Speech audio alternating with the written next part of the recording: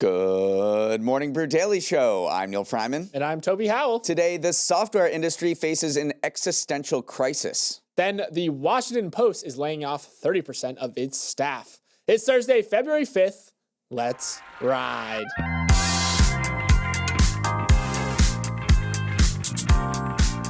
Bad news, Toby. My Drake May jersey isn't going to come in time for the Super Bowl. And that's because Fanatics, which is the exclusive supplier of Nike adult products for the NFL, is facing a major shortage. The online apparel giant wrote a long apology on X for fans who've complained about the lack of product, chalking it up to one reason: it didn't see this Super Bowl coming. The Patriots and Seahawks were such long shots to play in the championship, neither of them made the playoffs last season, that Fanatics didn't anticipate the 400% surge in demand once these teams got hot around Thanksgiving. It promised it will be ready with a wide assortment of gear for whichever team wins on Sunday.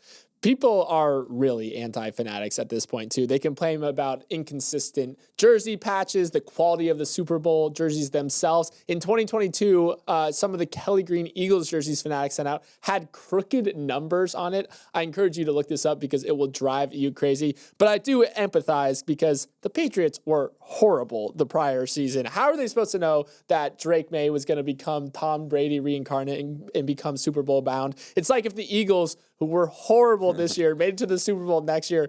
It would literally be unfathomable. Never say never. Fanatics, start making Jalen Hurts jerseys right now. Okay, and now a word from our sponsor, Sandals.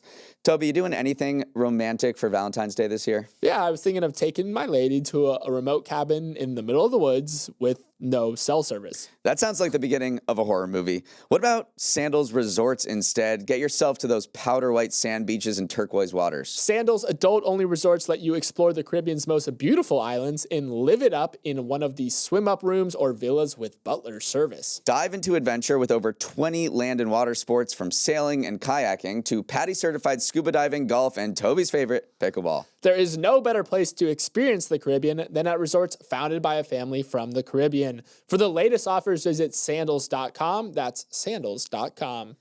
Cable television, department stores, print, newspapers, all once lucrative business models that ultimately bit the dust. Could software be next? It's the existential question everyone's asking as software companies get absolutely pummeled on the stock market this week. There's widespread fear that new AI tools could automate tasks that previously required expensive software subscriptions, obliterating the value of the companies that sell them. The meltdown started when Anthropic added new legal tools for its Claude Cowork agent, aiming to win over in-house lawyers. Seems harmless enough, but on Tuesday morning, that triggered a major sell-off in legal and financial data firms like LegalZoom, Thomson Reuters, Equifax, and Intuit. Those jitters later spread to the rest of the software industry, hitting names like Salesforce, Workday, SAP, and ServiceNow. By the end of the day, software companies had lost $300 billion in value, and yesterday brought even more selling. All told, in index tracking software stocks has shed nearly $1 trillion over the past 7 days. Some are calling it the SaaS-pocalypse, the beginning of the end for the software as a service industry. Others say the fear of AI disruption is overdone and expect a bounce back once nerves have calmed.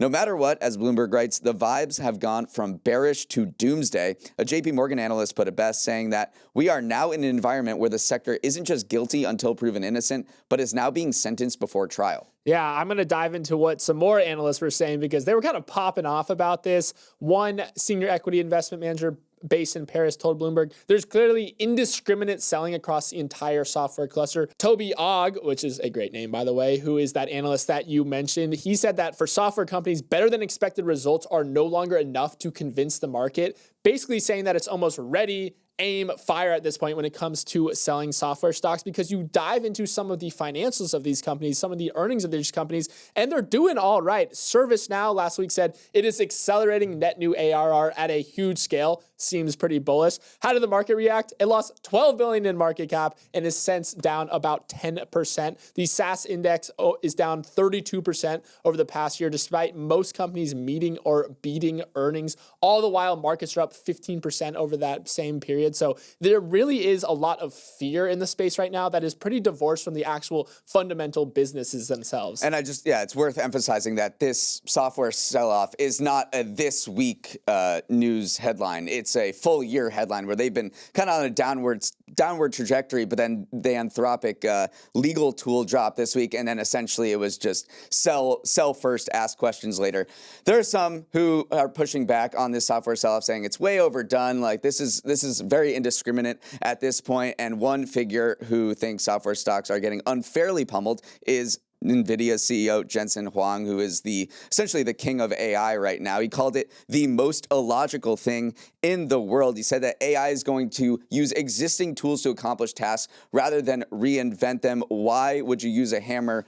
He said, would you use a hammer or invent a new hammer? So he's one of the bigger names saying, maybe buy the dip. You know who else is a big name who is saying that this could be overblown is Sundar Pichai, Alphabet CEO. He said yesterday, I think it is an enabling tool, speaking of AI, just like it has been an enabling tool for us across our products and services. So basically parroting the same exact argument that these tools are widely used for a reason. There's no need to go reinventing the wheel when the wheel works just fine. Where is all this money going, though? Because if you are rotating out of software stocks, you must be rotating into something else. And a lot of them are going into consumer staples. Bank of America said that buyers have been pouring into consumer staples stocks at the fastest pace on record. These are things you use every day, food stocks, beverage, hygiene products, stuff you need to live. So we're seeing a little bit more of that defensiveness from the market. Whereas before, over the past, really decade or so, SaaS stocks have been the de facto thing that if you wanted to grow your money, that's where you would put your money. Now the money is going to more defensive stocks. Yeah, I think it's worth putting a point on just how kind of shocking this is, because if you wanted to beat the S&P 500, you would go into a basket of software stocks because they were so dependable. It's a very sticky product. If you're a company that buys Monday.com or Salesforce, that's very expensive, first of all, and it's also very annoying to change from that particular product. So if you wanted to beat the S&P 500, if as an investor, you would put all of your money in software stocks. But over the past week, they've essentially wiped out all of their advantage over the broader index in the past 5 years, just in the past couple days alone. SaaSpocalypse is a apt way of framing it, I do believe. Moving on, the Washington Post is 150 years old, but 13 years of ownership by Jeff Bezos might be enough to kill it. Yesterday, the storied paper was left wounded and bleeding after announcing mass layoffs. The book section shut down. International news desk hollowed out. Sports section a shadow of what it once was. When the dust settled, 1/3 of the Post's total staff was cut. According to company leadership, the idea is for the paper to rise from the ashes with a greater focus on national news and politics, with some additional business and health reporting, and not much else beyond that.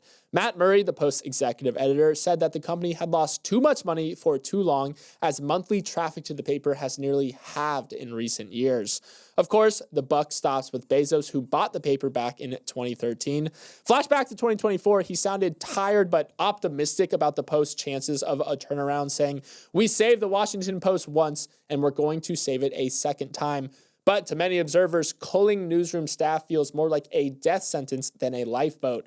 Neal, former Washington Post editor Marty Barron called Wednesday's announcement among the darkest days in the history of one of the world's greatest news organizations. The knives were out for Bezos yesterday. In the New York Times, they wrote that the cuts are a sign that Jeff Bezos, who became one of the world's richest people by selling things on the internet, has not yet figured out how to build and maintain a profitable publication on the internet. There was an Atlantic headline that read, "The Murder of the Washington Post." And the thrust of these arguments is that this is not inevitable. Yes, news and print media is on the decline, but you can thrive in this digital world. There are publications that are doing really well, and it was a series of strategic errors by Bezos and the people that he hired that has laid this once storied publication low. If you just go back to 2016, 2017, the first Trump presidency, the Washington Post was absolutely killing it. It had more than 3 million paying subscribers. Now it's far below that level. Bezos poured money into this publication, expanded the newsroom by 85%. So there were boom times. They just did not capitalize on it. Yeah, and you mentioned politics because a lot of what you're hearing from Washington Post leadership is the path to profitability runs through politics, but it looks like the Post has been kind of fighting with one hand behind its back.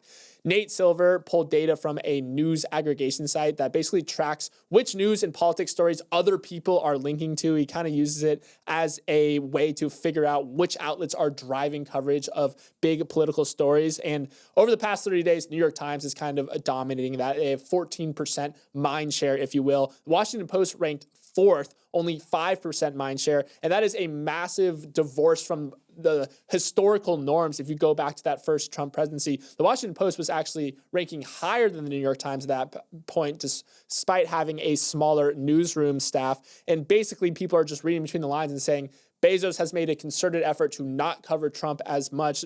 He wants to survive this second Trump presidency rather than cover it in the way they did in the first Trump presidency. So that is one of the things that if you're saying that politics is going to be where the profits come from, why are you making us not cover Trump as much as we did in the previous term? Yeah, one prime example of this that definitely hit the Post bottom line was in 2024, the Washington Post editorial page wrote an endorsement of Kamala Harris, and then Jeff Bezos killed that, and that led to an absolute exodus of subscribers. They lost 250,000 subscribers during the aftermath of when they canceled the Kamala Harris endorsement. So an absolute massive loss in subscribers. And you can't help juxtapose what's going on at the Washington Post with what's happening around digital media more broadly, specifically the New York Times. The New York Times reported earnings yesterday. They added 1.4 million digital-only subscribers in 2025. They are on path to hit 15 million by the end of 2027. They're absolutely killing it with this bundle format. So they have they get people in through games, they get people in through their lifestyle verticals, they get people in through news. By the end of the fourth quarter, just over half of its total subscriber base paid for access to multiple products. That is just one area where critics of Bezos' regime at Washington Post say, you had all the wind at your back and you didn't diversify your revenue sources like the New York Times, like some upstarts, like Semaphore, like more regional papers like the Boston Globe or the Philly Inquirer, who are absolutely killing it right now. I said the path to profit really lies through politics, but really it lies through the mini crossword in Wordle. All right, moving on. As attention turns towards the Super Bowl, your friend who stinks at sports betting might have their eyes glued to another platform where they can also stink at sports betting: prediction markets. While platforms Polymarket and Kalshi have risen in status and popularity over the past years, the big game is set to bring a big spike in volume. Already, more than $161 million have been wagered on Super Bowl event contracts on Kalshi, far outpacing the $27 million bet on last year's Eagles-Chiefs matchup. Kalshi says that 90% of the total volume it processes is on sports, as users flock to what is a de facto sports book with national availability. However, the fact that lots of money is being splashed around on these platforms is not necessarily a good thing for the people doing the splashing. According to a report from equity research analysts at Citizens, users on prediction market sites were losing proportionally more money than their counterparts on traditional gambling sites like FanDuel and DraftKings. Kalshi did push back on that report, saying that the data was, quote, flat out wrong and born of a conflict of interest, but it still left a black eye on a platform as it gears up for a skyrocketing demand ahead of Sunday's game.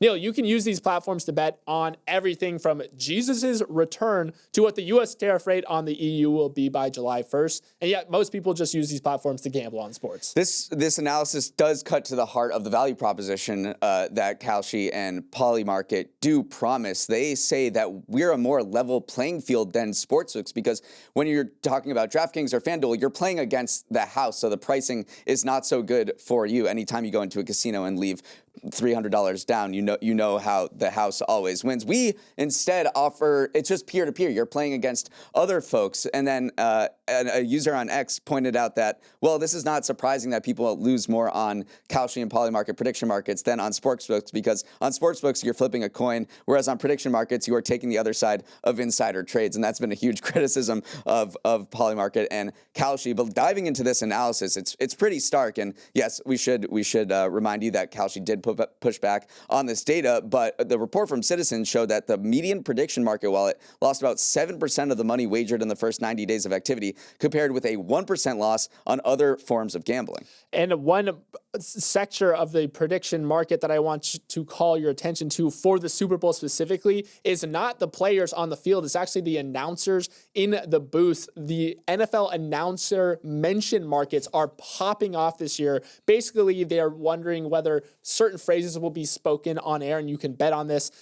Phrases like Taylor Swift, what a catch, concussion protocol, roughing the passer. These all have their own little markets set up there. And we have seen this in the financial world already, where what people will say on earnings calls is bet upon. Brian Armstrong, who's the CEO of Coinbase, literally read the list out loud. He pulled up the Polymarket list for what words people think he would say and read them all. So talk about like insider trading. What's stopping him from just saying, hey, minions, like go put $100,000 on all of these words? It's exactly the criticism of it. And so now that is infiltrating into the sports world as well. People don't like that you can just decide market outcomes in real time with one single person. So the league has kind of been mum on this so far. All NBC, who's broadcasting the Super Bowl, has been mum on this. But I think this is a snowball that is gathering steam, because what do you mean that you're waiting for, Jim Nantz to say safety for $100,000? That is not necessarily what they want people betting on when it comes to the Super Bowl. All right, we're going to take a quick break and come back with Neal's Numbers right after this. Welcome to Neal's Numbers, the segment where I share 3 stats from the week's news that will spark 2 hours worth of arguments in your group chat. My first number is about the meteoric rise of food delivery, a mealtime DoorDashing revolution that has transformed the way Americans eat, budget, socialize, and live. The pandemic supercharged the habit, and it has not gone away. According to the New York Times, the number of U.S. households getting food delivered has roughly doubled since the beginning of COVID, to the point where in 2024, almost 3 of every 4 restaurant orders were not eaten at a restaurant. In a National Restaurant Association survey, about 1/3 of American adults said they order food delivery at least once a week. Some take it to the extreme. One San Diego woman told the Times that she orders about $200 to $300 worth of food delivery per week, which on the low end would account for about 20% of her $50,000 annual salary. Another 36-year-old man said he decided to cut back after scanning his credit card report and realizing he spent 1/3 of his money ordering in. This generated loads of debate. Online, critics use these anecdotes to argue that the widely discussed affordability crisis was mostly just people being financially irresponsible and spending beyond their means. After all, no one needs to Uber Eats $300 a week. Others push back, saying that food delivery is indispensable for super busy parents or other folks who may not have the time to sneak out of the house for dinner. Toby, whichever side you fall on, there's no denying that food delivery has become an economic and cultural force. I'm going to take the side of the people who are arguing on behalf of food delivery, because basically they're saying that I have more time to socialize with my friends or take care of my kids because I have the ability to order DoorDash or Uber Eats or something like that. But then I'm also going to immediately undercut myself and say that a lot of people are using it to replace, social traditions. Like you used to sit around a table and eat dinner with your friends or your family. Now a lot of people say that they forced the fact that they're getting their food delivered, they go eat on the couch or something like that. And then you just don't have that same ritual anymore. So I think the social component, not even talking about the monetary component, has far-reaching implications, literally based on how we are gathering around to do like a very fundamental thing, which is share a meal with someone else. One activity it definitely seems to be not killing, but hurting is cooking. There's this report from the Wisconsin School of Business. They found that when food delivery platforms entered counties in the United States, residents spent an average of 9% less time cooking each day than they did before food delivery companies came in. I'm spending 9% less time cooking these days, but it's because my knife skills have improved, Neal. I've been practicing on it, even though I am wearing a bandage right now because I recently cut my finger. I've seen your dice. It's pretty tight. For my next number, Amtrak dipped its toe into the fashion world, selling a tracksuit, get it, that'll cost you $279. The 2-piece branded tracksuit went on sale last week through Monday with a price tag that almost matches the cost of a one-way Amtrak ticket from New York to Boston. The goal is to drum up excitement for the next-gen Acela, Amtrak's newest high-speed trains that launched last summer in the Northeast. The outfit is designed to embody the, quote, premium comfort, modern design, and elevated experience of the new trains. The tracksuit is the handiwork of Anastasia Lukinskaya, a student at the New York School of Design. When Amtrak introduced its new trains last year, it held a competition in partnership partnership with the School of Design to determine the look, and Anastasia proved victorious in the ready-to-wear category. But is anyone actually buying the new Amtrak merch? One exec told the Washington Post that yes, they surpassed their goal, but declined to share specifics. Toby, as MBD's fashion authority, would you wear an Amtrak branded tracksuit? The fact that I'm the fashion authority in this group says more about maybe you than actually me. I do think it is cool. I've oscillated back and forth on this, but there is sort of this kind of irony to it that makes it more of a collector's item than people would probably like to admit. I think back to 2020 when the U.S. Postal Service did a merch drop, and people kind of went crazy over it because there's something very funny about government agencies kind of like trying to make streetwear in a way. And I do think that's where Amtrak nailed it here, is the fact that the silhouette is something that kids would wear. Like this baggy tracksuit look is very much in right now. So the fact that it has the Amtrak branding on top of that cool silhouette, I think people would buy it and wear it ironically, but also maybe not ironically. Yeah, and if there's something that Gen Z and millennials agree upon, it's high-speed rail. Yeah, they love trains. They just love trains. Okay, for my final number, a whole lot of you are taking a break from work to work on yourselves. Call it a skillcation or curiosity leave. In Hilton's 2026 Trends Report, 72% of people said they want to take time off from their jobs to explore a personal passion, skill, or hobby. And according to the booking platform Get Your Guide, more Americans said they'd prefer to come back home from their trip with a new skill than a physical souvenir. More than 1/3 of Gen Z said they want to learn a new hobby on vacation, while the site saw a 66% rise in workshop bookings last summer compared to the year before. Hospitality companies are seizing on the opportunity. Airbnb launched an experiences feature last spring to help travelers level up, while hotels in places like Sea Island, Georgia offer classes such as mastering the art of falconry.